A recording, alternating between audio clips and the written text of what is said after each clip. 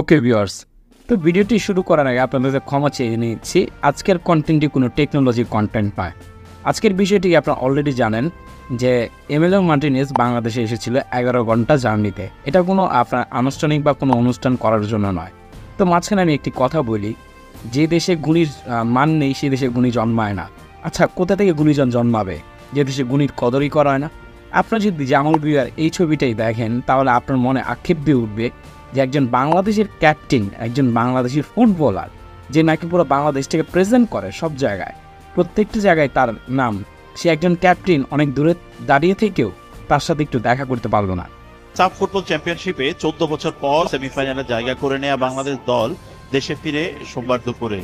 এক যুগের বেশি সময় পর এমন সাফল্যের পরও বিমানবন্দরে মোরসালিন জিকোদের অভ্যর্থনা জানানোর জন্য বাংলাদেশ ফুটবল ফেডারেশনের কাউকে পাওয়া যায়নি। বিমানবন্দরের ভিআইপি এরিয়া থেকে বাংলাদেশ দল যখন বের হচ্ছিল তখনই আর্জেন্টিনার বিশ্বকাপ জয়ী দলের গোলরক্ষক দেখতে চাইছি, আর কিছু না। যদি দেখা হলে তাহলে ভালো হতো, কারণ ওয়ার্ল্ড ক্লাস গোলকিপার এখন বর্তমানে ওয়ার্ল্ডের বেস্ট। সো কিছু টিপসও নিতে পারতাম, বাট পারি নাই, এটাও দুঃখজনক। কেন, যারা রয়েছিল দায়িত্বে তারা চাইলেই তো পারত।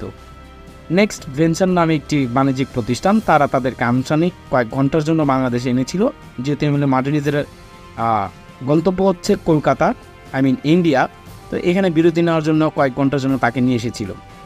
তো এখানে দেখলাম অনেক ইউটিউবার কন্টেন্টরা, ক্রিয়েটাররা অনেকেই ইনভাইটেড পেয়েছে, অনেক সাংবাদিকরা কভার নিউজ করেছে, পুরোপুরি তাও করতেও পারেনি। তো এরকমটা কেন হলো? জামাল ভুঁইয়া তো তার পাশে ছিল, তার গাড়ির পাশে ছিল, সে একবার দেখতে চেয়েছিল, দেখাটা কি তার অপরাধ? আর সে একজন ক্যাপ্টেন, চাইলে তার সাথে কয়েক মিনিট মিট করিয়ে দিতে পারতে, ইভেন তার ফ্লাইটটি তো মিস হতো না কখনো। কিন্তু তারা কখনো কোনো মিডিয়া তাকে না নিয়ে পড়ে, সবাই পড়ে রয়েছে এমিলিয়ানো মার্টিনেজকে নিয়ে। জানি সে বিশ্বের সেরা খেলোয়াড়, ইভেন আমি একজন আর্জেন্টিনার বড় ফ্যান। এমিলিয়ানো মার্টিনেজ বলেন এবং মেসি বলেন, যাকে বলেন, সবার প্রতি আমার ভালোবাসা রয়েছে, ইভেন আমারও দেখার অনেক ইচ্ছা রয়েছিল। কিন্তু যে জায়গায় যেহেতু এখানে কোনো অনুষ্ঠান করা হয় না, ব্যক্তির উদ্যোগে তাকে আনা হয়েছে, তো তারা এখানে চাইলেই ক্যাপ্টেনের সাথে একটু মিট করে দিতে পারতো। তো এই কথাটা এই জন্যই, যে দেশে গুণীর মান নেই সে দেশে গুণীজন জন্মায় না। কি করে জন্মাবে? যারা 15, 14 বা 16 বছর পর ছেলেমেয়েরা যারা মাঠে ফুটবল খেলতেছে বা আর্জেন্টিনা বা মেসিকে দেখে বড় হচ্ছে, তারা এই জিনিসটা দেখার পরে কী নিয়ে বা বাংলাদেশে কী নিয়ে খেলবে বা বাংলাদেশের প্রতি তাদের কী আগ্রহ থাকবে? আর বাফুফের কথা বলবো সেটা তো বাদই দিলাম, যেহেতু এখানে বাফুফের কোনো ইনভলভ নেই, বাফুফে আনে নেই। কিন্তু এখানে দরকার ছিল আপনার মন্ত্রী পর্যায়ে ছিল, নেতারা ছিল, তারা চাইলেই উদ্যোগটা নিলে তারা পারতো। ইভেন অনেক দেখা যায় ক্রীড়া প্রতিমন্ত্রী বা ক্রীড়ামন্ত্রী কাউকে এখানে দেখা যায়নি, তাদেরও এখানে জয়েন করার উচিত ছিল, কিন্তু তারা সেটা করেনি। তো এখানে দেখা যাচ্ছে আপনার সম্মানের থেকে টাকার মানটাই বেশি।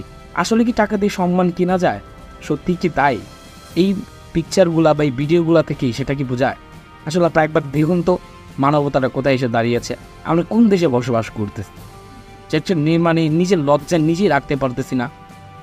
এইরকম একটা মানুষ যে আমাদের বাংলাদেশের বাজ পাখি। যদি দেখা হলে তাহলে ভালো হতো, কারণ ওয়ার্ল্ড ক্লাস গোলকিপার এখন বর্তমানে ওয়ার্ল্ডের বেস্ট।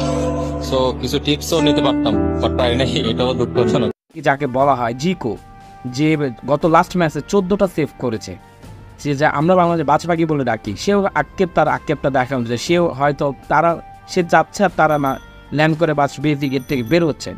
একটু মিট করিয়ে দিলে বা কয়েক মিনিটের মিট আপে তেমন বড় কিছু হতো না, বরং দেশটা আরও উজ্জ্বল হতো। কিন্তু তারা চাইলেই পারতো, কিন্তু কোনো ক্যামেরাম্যান বা কেউ জামাল ভুঁইয়ার দিকে একটু তাকিয়েও দেখেনি। সে এমনভাবে কথাগুলো বলেছে, তাকে দেখার জন্য ওয়েট করতেছি বা তার সাথে একটু তাকে দেখবো বলে। তো আমরা চাইলেই তো পারতাম, আমরা কেন এখনও বদলাচ্ছি না? আমাদের বাংলাদেশটা কবে বদলাবে? প্রত্যেকটি মানুষের ভিতর কবে সেন্স আসবে? কবে আমাদের দেশে এরকম গুণীজনের কদর হবে? আদৌ কি এভাবে যদি গুণীজনের অপমান করা হয়, কখনো কি এই দেশে গুণীজন জন্মাবে? আমার তো মনে হয় না।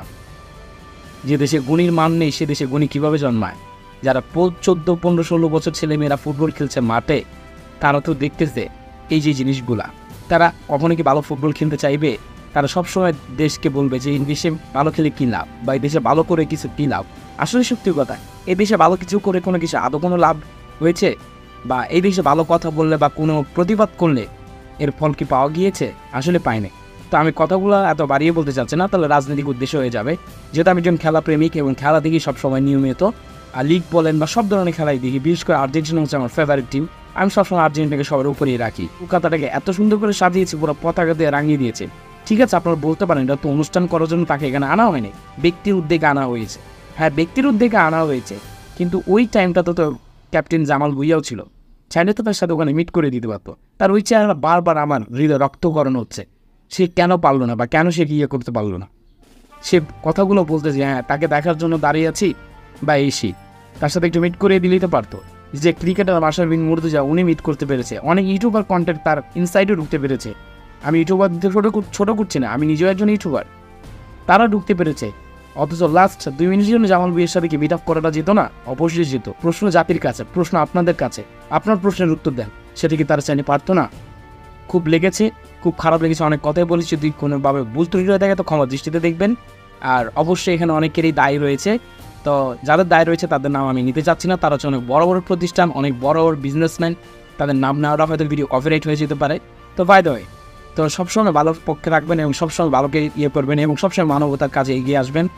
আর আমরা ভবিষ্যতে আশা রাখবো ইনশাল্লাহ একদিন আর্জেন্টিনা, এমিলিও মার্টিনেজ, মেসি দল আমাদের দেশে ভ্রমণ করবে, বা ফুয়েটা একদিন হয়তো আয়োজন করবো, বা একদিন হয়তো হবে, বা একদিন হয়তো আমরা সামনে থেকে একদিন মার্টিনেজকে দেখতে পারবো। তো এই আশাই রাখি ইনশাল্লাহ একদিন হয়তো হবে। কিন্তু এমিলিও মার্টিনেজ বাংলাদেশের প্রতি অনেক ভালোবাসা দেখিয়েছে, অনেক সত্যবতী দিয়েছে। এখানে এমিলিও মার্টিনেজের কোনো ভুল নেই, আমি তার কোনো ভুল দেখছি না, আশা করি আপনারা কোনো ভুল দেখছেন না। এখানে ভুল যদি হয়ে থাকে সেই কোম্পানিগুলোর রয়েছে যারা স্পন্সর করেছে, তাদের ভুল হতে পারে, তাদের দায় সারা এবং তাদের আনরেসপন্সিবিলিটির কারণে এই জিনিসটা ঘটেছে। তো যাই হোক, ভিডিওটা ভালো লাগলে প্লিজ একটা লাইক দিয়ে দিবেন, আর অবশ্যই ভিডিওটা সবার মাঝে শেয়ার করবেন। আপনাদের কাছে কেমন হয়েছে আর অবশ্যই কমেন্ট করে জানাবেন আসলে এই ঘটনার যা ঘটেছে তা কি আপনাদের পক্ষে নাকি আপনাদের কি মনে করেন। আপনাদের মতামতটা অবশ্যই কমেন্ট সেকশনে জানিয়ে দিবেন। ভালো থাকবেন, সুস্থ থাকবেন, আল্লাহ হাফেজ।